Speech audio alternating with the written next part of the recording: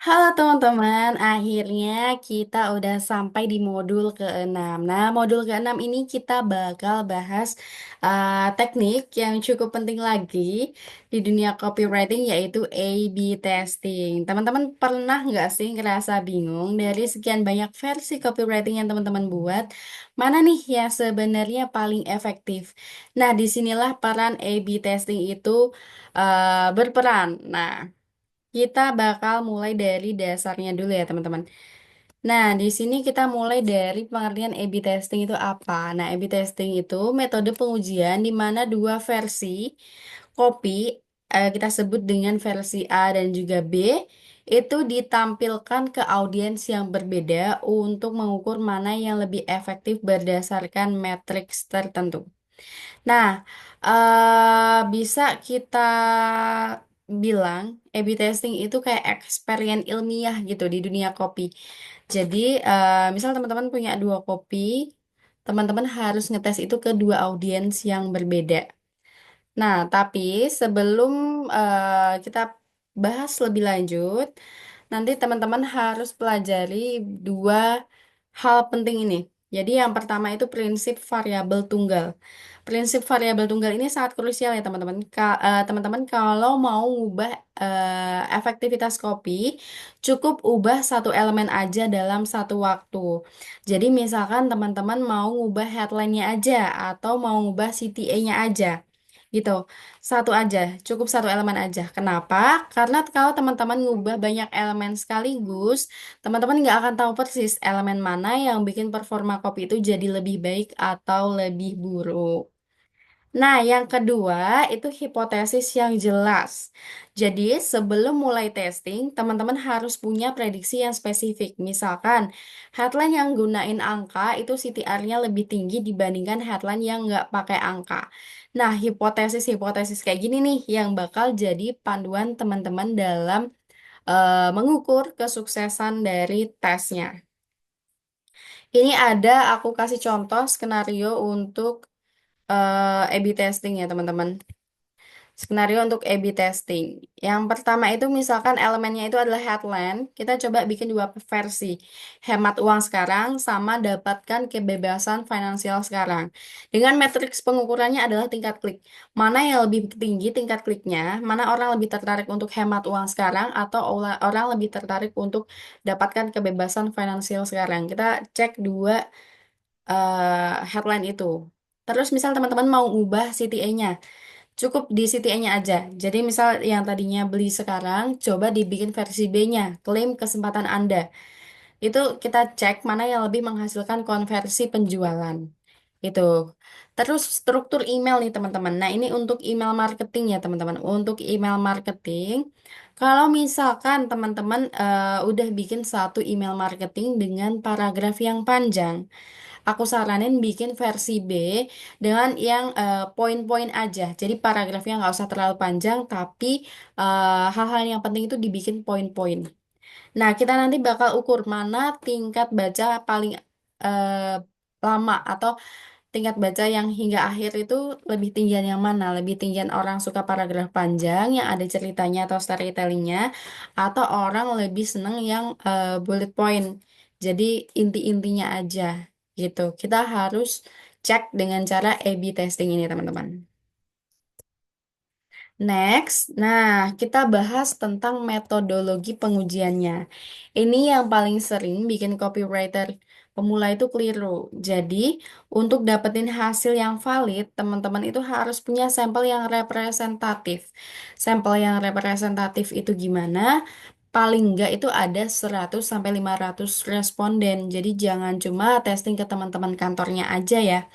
Tapi pastiin teman-teman juga sampelnya itu bisa mencerminkan target audiens yang sesungguhnya. Teman-teman juga bisa pertimbangkan variasi demografisnya. Misal tesnya itu nggak cuman sama orang Jogja aja, tapi teman-teman juga coba tes untuk orang-orang Jakarta, misal seperti itu. Terus juga durasi pengujiannya itu 7 sampai 14 hari, teman-teman. Dan ini yang penting, jangan pas hari-hari spesial, misal Black Friday atau liburan. atau hari raya gitu ya.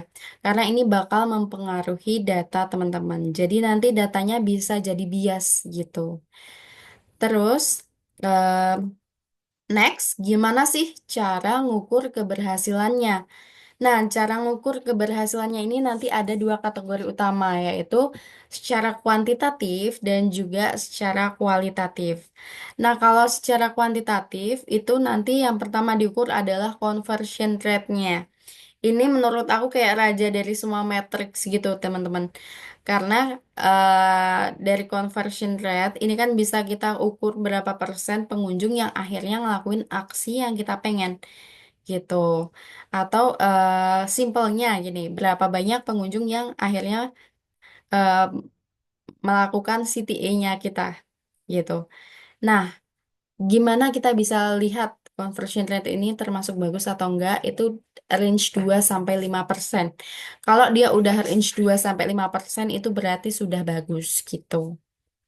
Nah, terus ada lagi namanya CTR atau click through rate.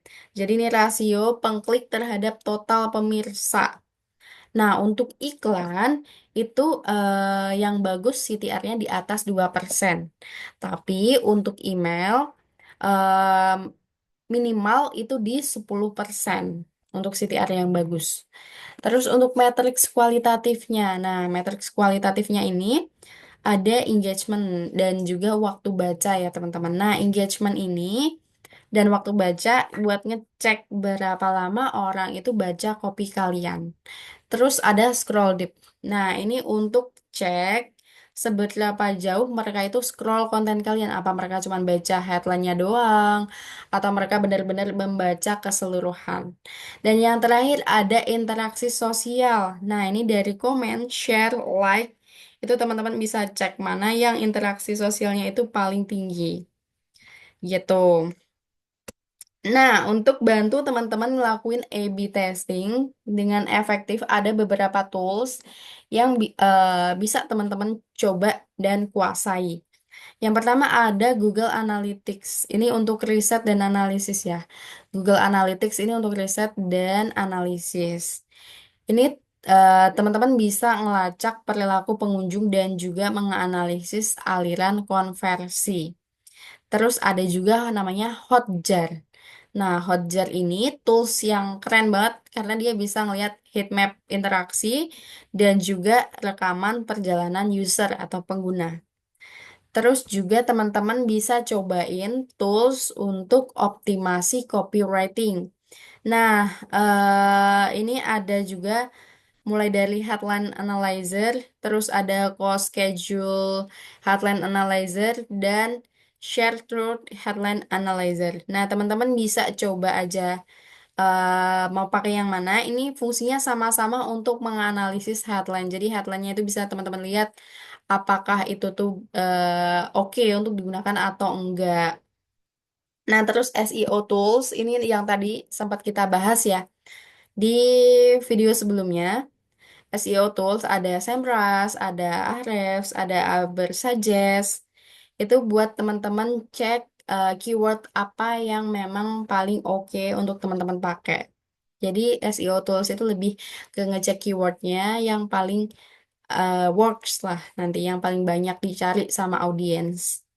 Nah, terus produktivitas. Nah, produktivitas ini adalah untuk teman-teman bisa menghasilkan kopi yang banyak, misal, atau yang membantu teman-teman dalam mengerjakan kopi jadi lebih efektif gitu. Ada Grammarly, teman-teman. Pasti teman-teman udah nggak asing ya sama Grammarly. Ini teman-teman nanti bisa untuk koreksi tata bahasa atau analisis gaya penulisan. Jadi memastikan grammarnya itu sempurna. Terus ada Hemingway aplikasi itu untuk membuat tulisan itu jadi lebih mudah dibaca, atau di sini bisa lihat ya poinnya ada simplifikasi tulisan dan juga tingkat keterbacaan. Nah, next kita bahas tentang optimasi konversi. Nah, ini framework yang bisa kalian ikutin untuk ngelakuin A/B testing. Itu yang pertama ada analisis baseline. Ini kita harus dokumentasikan kondisi awal sebelum testing teman-teman. Jadi kondisi awalnya itu seperti apa? Teman-teman dokumentasikan matriksnya. Jadi biar nanti bisa dibandingin untuk baseline, analisis baseline. Ini wajib banget ya teman-teman. Terus yang kedua ada identifikasi titik gesekan.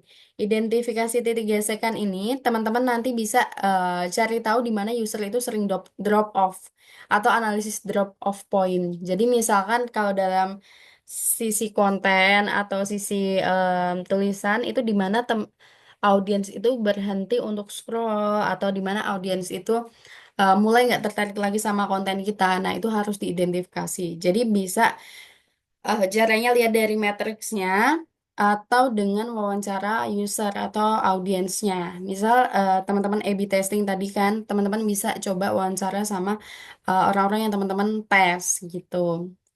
Yang terakhir ada eksperimentasi sistematis. Nah, ini adalah teman-teman harus buat hipotesis dan mulai lakuin A/B testing dan implementasi hasil.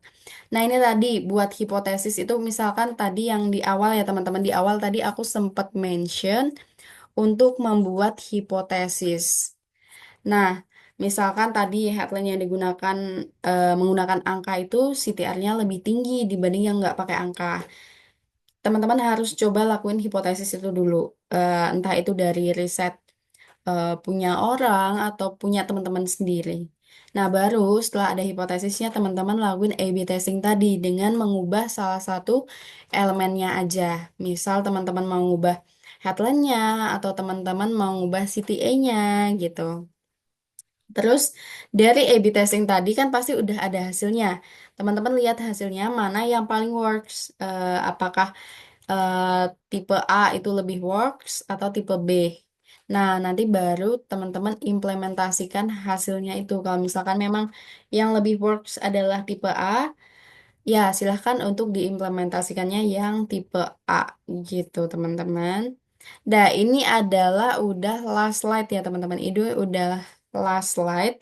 Jadi, teman-teman ingat kalau A/B testing itu nggak cuman tentang mencari pemenang antara versi A dan juga versi B, tetapi adalah proses pembelajaran berkelanjutan untuk memahami audiens dengan lebih baik.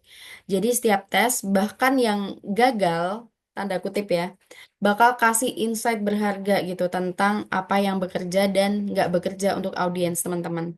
Jadi, eh apa ya? Kalau misalkan teman-teman punya pemahaman yang solid tentang A/B testing ini, bakal jadi senjata rahasia teman-teman buat bikin copywriting yang convert. Kayak gitu kurang lebihnya teman-teman. Jadi, tadi teman-teman dari modul 1 sampai dengan modul eh, 5 ya. 5 itu teman-teman udah baca, udah pelajari tentang bagaimana cara bikin kopinya, bagaimana untuk analisis audiensnya, dan lain sebagainya. Nah, di modul ke-6 ini teman-teman bisa mulai untuk tes mana yang paling efektif, mana yang lebih efektif dari kopi-kopi yang teman-teman buat. Itu dengan cara A/B testing ini tadi ya teman-teman. Oke, segitu dulu untuk modul ke-6. Nanti kita bakal lanjut lagi, ketemu lagi di modul ke-7 atau di video selanjutnya. Terima kasih banyak buat teman-teman yang sudah menonton sampai akhir. Aku juga minta maaf karena ada beberapa distraksi ya teman-teman. Dan juga ini misalkan teman-teman masih bingung, coba teman-teman lihat di video sebelumnya karena beberapa poin, beberapa bahasan yang tidak aku jelaskan lebih detail di modul ini itu udah aku jelaskan di modul sebelumnya gitu. Oke, thank you guys udah nonton videonya sampai akhir dan thank you juga udah nonton sampai dengan modul ke-6. Semoga teman-teman mulai ada gambaran gimana cara teman-teman bikin copywriting yang convert. Oke, sekian dulu dari aku. Bye-bye.